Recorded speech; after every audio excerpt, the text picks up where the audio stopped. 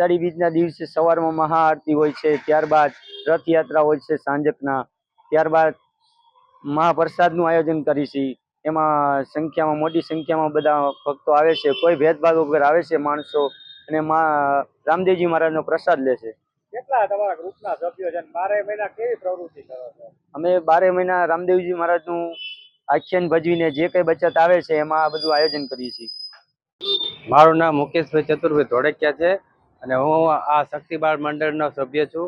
હું આમાં લગભગ છેલ્લા 15 વર્ષથી આ આખ્યાન રમું છું અને જે આખ્યાનમાં અમારે જે કંઈ આવક આવે એ અમે સારા કાર્યમાં વાપરીએ છીએ, જેવી કે આજે અષાઢી બીજ નિમિત્તે સવારે મહાઆરતી અને બપોરે રથયાત્રા અને સાંજે મહાપ્રસાદનું આયોજન કરીએ છીએ, જેમાં 3 થી 4000 માણસો પ્રસાદનો લાભ લે છે।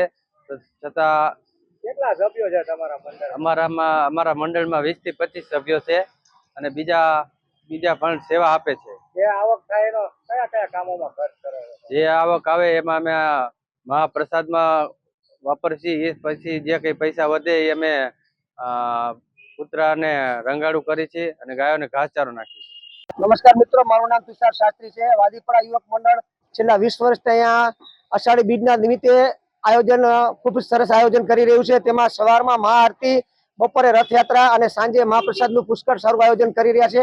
એમાં ઓછામાં ઓછા 3 થી 4000 માણસો અહીંયા પ્રસાદી લે છે અને દર્શનાર્થી પણ એટલા ઉત્સાહથી દર્શન કરે છે અને યુવક મંડળ ખૂબ જ સારી કામગીરી અહીંયા કરી રહ્યું છે। કોઈ પણ જાતના ભેદભાવ વગર અહીંયા કામગીરી કરે છે। લોકો ઓછામાં ઓછા 15 વર્ષથી અહીંયા આયોજન ચાલુ છે અને કોઈ પણ ભેદભાવ વગર અહીંયા આયોજન સરસ રીતે થઈ રહ્યું છે।